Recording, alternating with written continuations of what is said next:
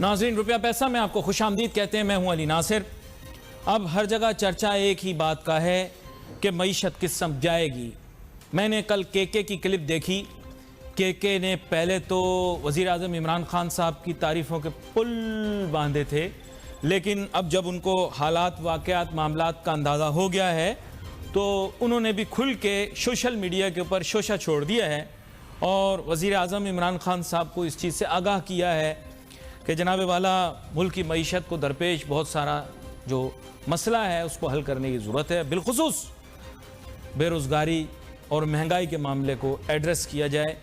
इसके साथ साथ और भी चीज़ों के मुतालिक उन्होंने बात की, लेकिन मेरे ख्याल महवर केके की गुफ्तगू का यही था कि जनाब वज़ीर आज़म इमरान खान साहब इसके बारे में मुश्तरी होशियार बाश। जनाब वाला मामलात आगे बहुत गड़बड़ हैं। बहुत सारे लोग ये कह रहे हैं कि शायद केके ने किसी की ईमा पर यह बात की है, लेकिन मेरा नहीं ख्याल। मेरे ख्याल से आज़ादाना राय पूरे पाकिस्तान की ही है। वज़ीर आज़म इमरान खान साहब को इस पर तवज्जो देनी चाहिए।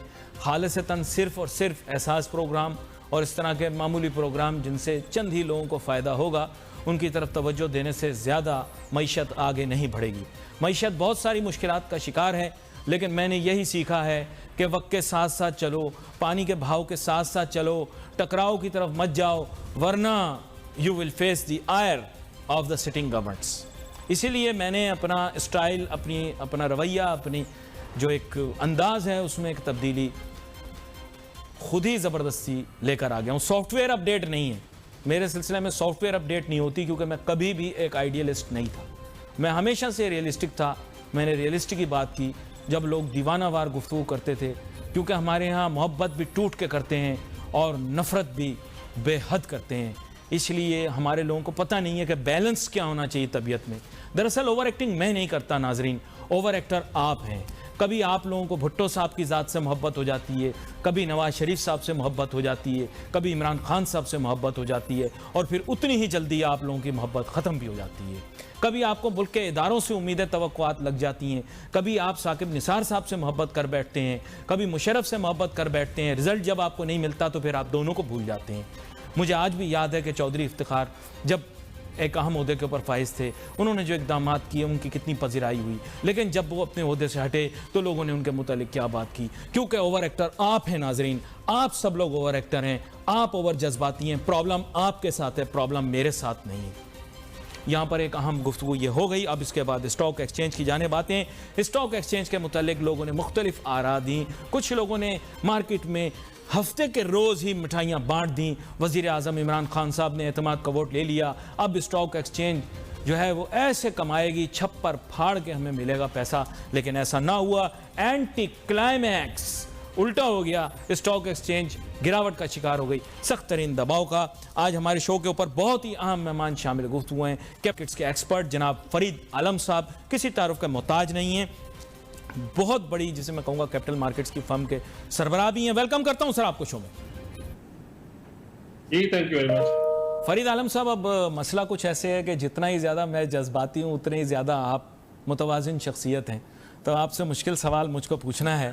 बात यह है कि हम लोग तो बड़ी उम्मीदें, तवक्कुआत लगाए बैठे थे, लोगों को लग रहा था कि अब तो लॉटरी लग जाएगी, लेकिन मार्केट जो गिरना शुरू हुई तो समझ कुछ ना आई। इसके पीछे वजह बताइए, राज बताइए। तो आपका कट ऑफ है ये जो 5 दिन का, ये 5 ट्रेडिंग सेशंस का, अगर हम लोग आज डिस्कशन शुरू करते हैं और आपने जो शुरू की है, और आपका जो मैं जो बचपन से आपके प्रोग्राम्स को देख रहा हूं, आपका स्टाइल में जाहिर एग्रेशन है और अच्छी बात है, वी अप्रिशिएट इट। तो देखिए ये जो 5 दिन है, इनको अगर आप इग्नोर करें और आप थोड़ा पहले चले जाएं, तो आज के कट ऑफ पे आपकी सारी बातें हमारे सारे क्लाइंट्स को और जो पोटेंशियल और एग्जिस्टिंग इन्वेस्टर्स को बिल्कुल दिल पे जाके लग रही हैं। लेकिन आप इस बात को इग्नोर नहीं कर सकते कि मार्केट ने काफी हेल्दी रिटर्न दिया है, और ये 5 दिन की अनसर्टेनिटी ने जरूर उनके सारे गेन्स को वाइप ऑफ किया। क्योंकि हमारे बहुत सारे नाजरीन क्योंकि लोकल हैं, पाकिस्तानी हैं, और अपने बचपन से जवानी में और बुढ़ापे में गए हैं, तो लूडो और वो सांप सीढ़ी वाला खेल सबने देखा है। कि जब ये मेरे से आज सुबह से बहुत सारे लोग पूछ रहे हैं कि सर हमने कमाया 2 महीने में था, चला 4 दिन में गया है, तो इसका क्या? तो मैं उनको बता रहा हूँ कि सांप सीढ़ी में 97 पे जो सांप डंग मारता है वो काफी नीचे तक चला जाता है। तो अभी ये पॉलिटिकल नॉइस और अनसर्टेनिटी थोड़ी सी जब सेटल होगी तो मेरी उम्मीद है कि पाकिस्तान में इंटरेस्ट रेट वाइज या एज अ कंट्री इकोनॉमी को इतने कोई खुदा ना खास्ता वाले दरपेश नहीं है मुश्किलात जिसका रिफ्लेक्शन हमारे 5 दिन में स्टॉक मार्केट कर रही है। अच्छा फरीद आलम साहब, आप आए हैं मेरे प्रोग्राम के ऊपर और मुझे बड़ी खुशी है। तो आज ये गूगली बॉल तो बनती है। बात कुछ ऐसी है कि सर हमने बड़ी खुशियां मनाई थी कि हमारी मार्केट जो है वो अब हमने चीनियों को बेच दी है, और जैसे चीनी की चाशनी होती है बिल्कुल इसी तरह हमारी मार्केट भी अब मीठी मीठी हो जाएगी। लेकिन अब अपने इतने बरस बीत गए, कुछ ख़ास चीज़ देखी नहीं। चाइनीज़ के आ जाने के बाद भी जो 2-3 चीज़ों के ऊपर बात हुई थी, market depth, number of players, offerings, और जिसे हम कह सकते हैं कि क्या कहते हैं लेवरेज प्रोडक्ट, इस सिलसिले में कोई भी काम ना हुआ। आपके दिल को दुख नहीं होता ये सब कुछ देखकर? जी दुख हमारा और आपका साझा है, बिकॉज चाइनीज के साथ जो मोहब्बत जागी थी और जिस रेट पे हमने अपने कैपिटल मार्केट्स को उनके हवाले किया था, मेरे ख्याल से वो एक ग्रेटर गेम का एक हिस्सा था और है। बट ये आपकी बात मैं कोई भी इससे डिसएग्री नहीं कर सकता कि उससे 5 साल पहले, उससे 10 साल पहले बहुत टॉप की क्वालिटी के लोगों ने भी अपना एक्सप्रेशन ऑफ इंटरेस्ट शो किया था। लेकिन जिस पीरियड में इन्होंने चाइनीज को हवाले किया, उसके बाद से अब तक चाइनीज कैपिटल मार्केट में या हमारे स्टॉक एक्सचेंज में कोई खातिर खा काम अभी तक वो नहीं कर पाए। उन्होंने भी जो बंदा चीफ एग्जीक्यूटिव रखा वो कैनेडियन रखा था, जो अब तो खैर माशाल्लाह हमारे अपनी मार्केट का एक बंदा है। तो तीन साल तो उस चक्कर में निकल गया कि ओनर है पाकिस्तानी मार्केट, ओनरशिप है, कंट्रोल है चाइनीज का, और जो चीफ एग्जीक्यूटिव है वो है कैनेडियन।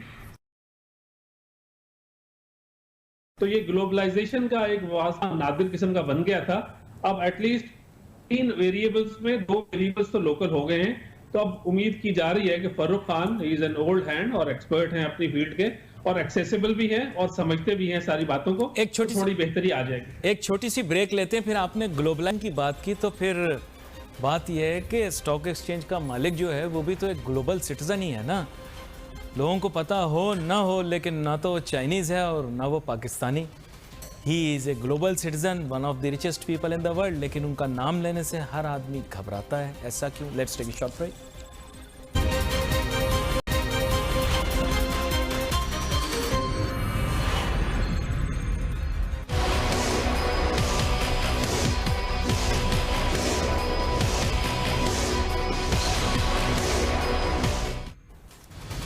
नाजरीन, वेलकम बैक आफ्टर ब्रेक।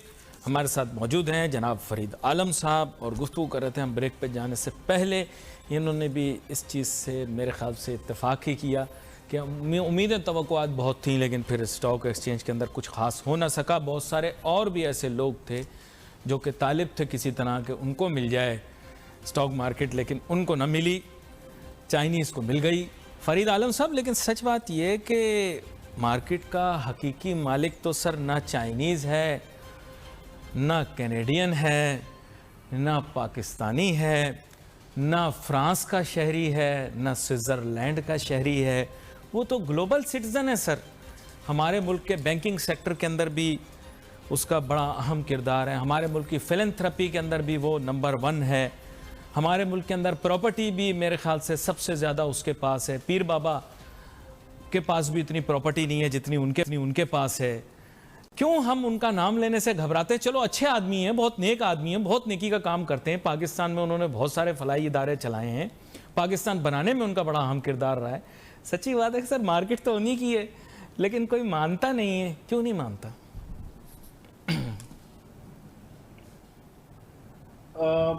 आपका बड़ा फिलोसफिकल और बहुत ही जो आपका जो ये 4-5 सेंटेंसेस हैं, जी जी, ये मुझे इस कैपिटल मार्केट तकरीबन 22-23 साल हो गए जब मैं एक पुराने इदारे के साथ, जो अब इस नाम से नहीं है जी, तो मैं नाम भी ले सकता हूँ, लेकिन उसका बहुत बड़ा पोर्टफोलियो था। उस जमाने में उसको कहते थे कि वो चलाता है मार्केट को।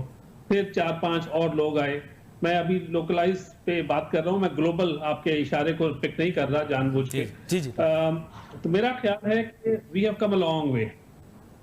पहला जमाना जो था उसके अंदर ये जो जब टेक्नोलॉजी का इतना जोर नहीं था, अब सिर्फ आपके जो सवाल के आंसर में 4 पॉइंट्स हैं जो मैं सिर्फ 2 पे बात करूंगा। जी जी। जो हमने ग्लोबलाइजेशन की बात की वही से कनेक्ट करता हूं कि अगर मैं एकेडी सिक्योरिटीज के इस वक्त 20,000 क्लाइंट्स हैं पूरी दुनिया में और उनको एब्सोल्युटली वही हासिल है access to the capital market of Pakistan जो एक पाकिस्तानी को यहाँ बैठ के है, या ये जो बहुत बड़े वाले लोग हैं जिनको अल्लाह मियां ने बहुत दिमाग, जहन, पैसा और सोच दी हुई है, तो अब वो सोच प्रिवेल कर जाए मासिस पे, तो मैं आपकी बात यहां तक मानता हूं कि H&Ws पे और जो फॉलोअर्स हैं वो अभी भी फॉलो करते हैं बड़ों को। लेकिन ये जो प्रोफेशनल फंड मैनेजर्स हैं या जो लोग बाहर बैठे हैं जिनका एरियल व्यू है, उनको ये सारे लोग, एक से ज्यादा हैं, आपने सिर्फ एक ही की बात की, उन लोगों को फॉलो करना या उनकी बात का प्रिवेल कर लेना अब ये एक अचंभे से कम की बात नहीं रह गई। अच्छा, नहीं मैं ये कह रहा हूं, देखें जहां वो अभी हैं, पहले तो और मुल्कों में थे ना, तो अब वो कनाडा शिफ्ट। सच्ची जो बात है, आप कह रहे हैं कनाडा से क्यों आया, मैं आपको बताता हूं क्यों आया। क्योंकि वो साहब कनाडा शिफ्ट हो गए। पहले वो फ्रांस में थे, फिर स्विट्जरलैंड में थे, अब कनाडा चले गए, तो सीईओ कनाडा से आया। मैं तो ये कह रहा हूं सर कि वो जो एरियल व्यू से देख रहे हैं, बर्ड्स आई व्यू से देख रहे हैं, उनके लिए तो ये पीनट है। उनके पास तो स्विट्जरलैंड में जजीरे हैं, दुनिया जहां में उनके पास बड़ी बड़ी जायदादें हैं, बड़े बड़े होटलों के मालिक हैं, दुनिया की सबसे महंगी तरीन यॉट के मालिक हैं, one of the big most expensive yachts के मालिक हैं। हमारे मुल्क में आते हैं तो भी वीआईपी हैं। जब हमारे वजीर आजम उनसे मिलने के लिए जाते हैं तो कायद आजम मोहम्मद अली जिन्ना की फोटो लगाई जाती है उनके दफ्तर में। वजीर आजम से मिलने के लिए वो नहीं जाते, बल्कि वजीर आजम उनसे मिलने के लिए जाते हैं। सिर्फ मैं आपको बता रहा हूं, ऐसे ही इशारा, और कितना दूं सर, कितना बताऊं आपको, आप माने ना माने, वरना एक फाइनेंशियल इंस्टीट्यूशन का तीसरी जगह क्या फैसिलिटेशन का रोल है कि वो चाइनीज को लेकर पाकिस्तान आ रहा हो। दूल्हा भी भाग गया, मैं आपको बताऊं, एन दिन पर दूल्हा भाग गया, बड़ी मुश्किल से उसको फोन कर करके लाए। उसने बोला हमारी फ्लाइट लेट हो गई। सर इतने बड़े मामलात में फ्लाइट डिले थोड़ी होती है, हम भी जानते हैं सर, मासूम सही है, लेकिन माने तो सही ना।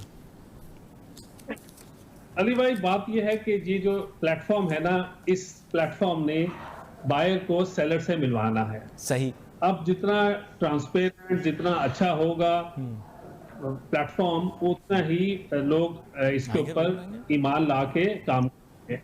तो इस एक्सचेंज का जो आप ट्रेडिंग के पॉइंट ऑफ व्यू से बहुत बड़ा कोई रोल ऐसा नहीं है जो हम मिस कर रहे हैं। जी जी। हमें जो अदर एवेन्यूज हैं, जिस तरह के नए आईपीओस को, नए मनी मार्केट फंड्स को, या जो डेट मार्केट को इस कैट्स के ऊपर या बैट्स के ऊपर ट्रेड कराना, या जो लोग इक्विटी रिस्क प्रीमियम जब बढ़ जाता है तो जब पैसा यहां से निकाल लेते हैं, उस पैसे को रोक के रखना। और दुनिया में जो स्टॉक्स थोड़ा छोटा काम होता है कि जो एक्सचेंजेस होते हैं, जिस तरह हमारा पीमैक्स है, ये कमोडिटी एक्सचेंजेस बड़े होते हैं। तो अगर हम होलिस्टिक पिक्चर में सिर्फ हम इक्विटी को ना रखें अपने जहन में, आपका सवाल का आंसर देते हुए, और आपकी जो तवज्जो दिलाओ नोटिस को हम अगर समझें कि it is not only the equity to in the world. अब आप कहीं भी देख लें डेवलपिंग कंट्रीज में, वहां का स्टॉक और वहां की कमोडिटी का एक्सचेंज या डेट मार्केट, वो उन जमीन आसमान का फर्क हो जाता है। हमारे यहाँ तो stock market is the capital market plus, मतलब फुल स्टॉप आ गया। एक जमाना था 2090s में और 2000 में, जब सकूक और ये जो प्रेफरेंस शेयर्स वगैरह की मार्केट बनी थी, और उसमें एक हमारा कमर्शियल बैंक है लोकल, उसने बहुत बड़ा रोल प्ले किया था। वो 30% तक खुद ही अंडरराइट कर देता था और बाकी उसके नाम के पीछे लोग आ जाते थे। बट वो वाले जमाने भी चले गए। तो हमारी जो आपका पॉइंट है, इसके ऊपर डिस्कशन अच्छी मजेदार है, बट हमारे इस वक्त जो दर्द के उन्वान है ना, वो चेंज हुए हैं वैल्यूएशन के ऊपर। बड़ी अहम बात। हमारे से जो लोग एक्सपेक्ट करते हैं, हमारे से जो लोग एक्सपेक्ट करते हैं आजकल, वो ये कहते हैं कि हमारी वैल्यूएशन को ये सुबह शाम चेंजेस क्यों आती हैं, और कपल ऑफ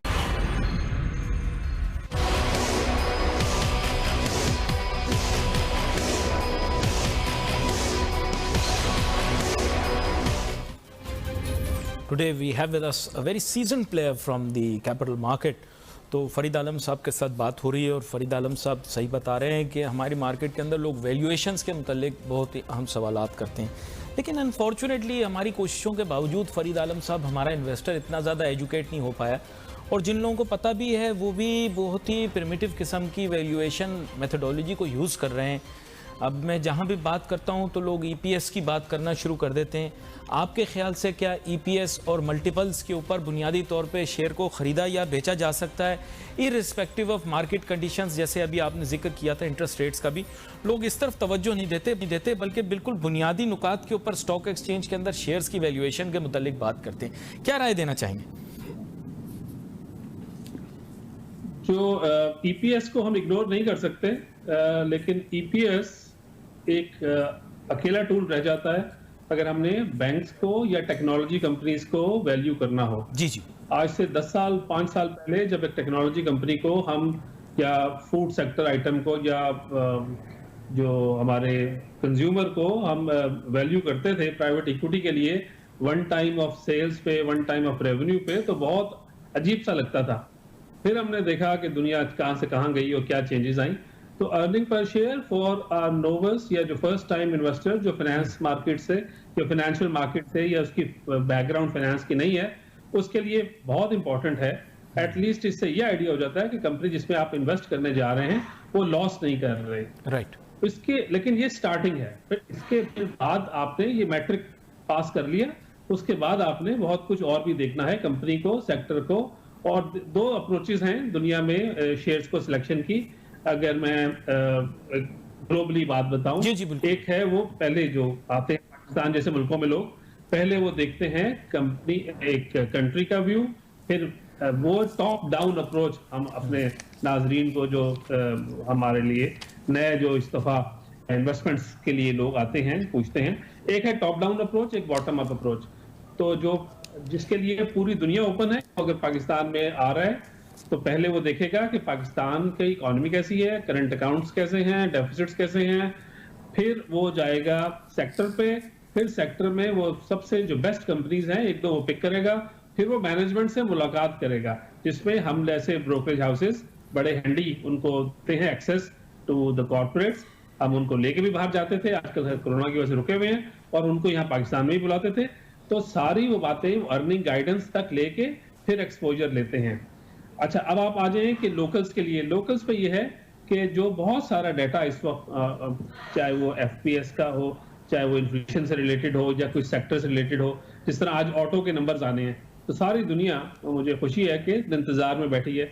उस ऑटो के नंबर का ताल्लुक earning per share of many company से बाद में जुड़ेगा, लेकिन आपको एक एक्स्ट्रा टूल है to assess the sectors performance. जिस तरह सीमेंट के डिस्पैच के नंबर आते हैं, तो मुझे खुशी होती है कि हमारे यंगस्टर्स और स्टूडेंट्स और जो नए लोग आते हैं वो इस नॉन फाइनेंशियल डाटा के ऊपर, यानी जो कंपनी से स्पेसिफिक नहीं है बट उनके सेक्टर से रिलेटेड है, उसको बड़े बेचैनी से उसका इंतजार करते हैं और उस डाटे को बेस बना के अपने फैसले बाइंग और सेलिंग के करते हैं। तो इन्फ्लेशन हो गई, इंटरेस्ट रेट्स हो गए। वो पहले आपको याद होगा, आज से कोई 5-6 साल पहले सोशल डेवलपमेंट प्रोग्राम के ऊपर ही सारा फोकस होता था कि उसमें कितने पैसे खर्च होंगे, और मुझे याद है सफात पे सफात भर दिए जाते थे, रिपोर्टों पे रिपोर्टें लिख दी जाती थी। अब वो अचानक एनालिस्ट ही गायब हो गए। वो सब बच्चे जो थे जो कहते थे सोशल डेवलपमेंट प्रोग्राम से, वो सर वो कहाँ गए बच्चे? मुझे ढूंढ के बताएं सर। देखिए, सोशल डेवलपमेंट प्रोग्राम्स या जो हमारा पाकिस्तान का जो एनुअल डेवलपमेंट प्रोग्राम्स के अंदर ये जो वो हमेशा बजट के अंदर एक छोटी सी या बड़ी सी अमाउंट रह जाती थी, उसका एक्चुअल कंजम्पशन से या एक्चुअल स्पेंडिंग से कोई ताल्लुक ही नहीं होता था।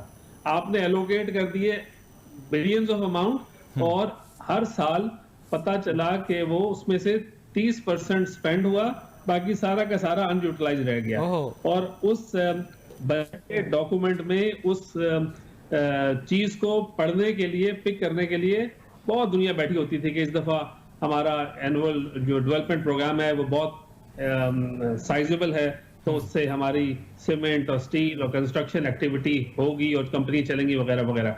लेकिन अब दुनिया काफी आगे चली गई है। अब आप देखें सीमेंट के डिस्पैचेस से आपको आइडिया हो जाता है कि हमारी इकोनॉमी कैसे चल रही है। इस तरह पूरी दुनिया में PMI इंडेक्स होता है, परचेज मैनेजर इंडेक्स, के वो गैदर करते हैं डाटा।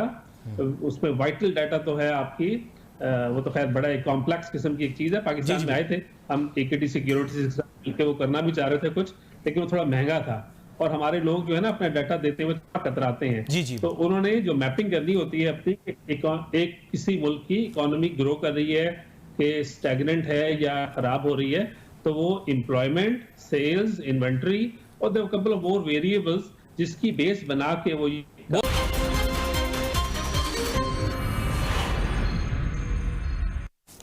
राज तो बहुत है मेरे दिल में, लेकिन अगर सारे बयान कर दूंगा ना तो स्टॉक एक्सचेंज वाले ऐसे परेशान होंगे कि आपकी सोच। देखिए, हमेशा स्टॉक एक्सचेंज के अंदर वो शख्स जो एडवाइस करता है कि शेयर खरीदते और बेचते रहें, तो फ़ायदा दरअसल उसका अपना होता है ना, और वजह यह होती है कि हर शेयर बेचने और ख़रीदने पर कमीशन मिलता है। असल चीज़ है लॉन्ग टर्म या मीडियम टर्म इन्वेस्टमेंट अच्छे से करना। पाकिस्तान की जो मार्केट है ना, ये यकदम ऊपर जाती है और यकदम नीचे आती है। मेरा भी तजुर्बा है। आज हमारे मेहमान ने भी क्या मज़ाहिया बात कर दी, कहने लगे साहब बचपन से मैं आपका प्रोग्राम देख रहा हूँ। ये बात तो है कि मैं बड़ा पुराना हूँ लेकिन दिल का बड़ा जवान हूँ। तो किसी दिन इस मौजू पर भी बात करेंगे कि तजुर्बे की बुनियाद पर क्या क्या स्टॉक एक्सचेंज से सीखा। We wait for your messages on Facebook. Ali Nasir हमारी टीम को इजाज़त दीजिए। अल्लाह हाफिज़।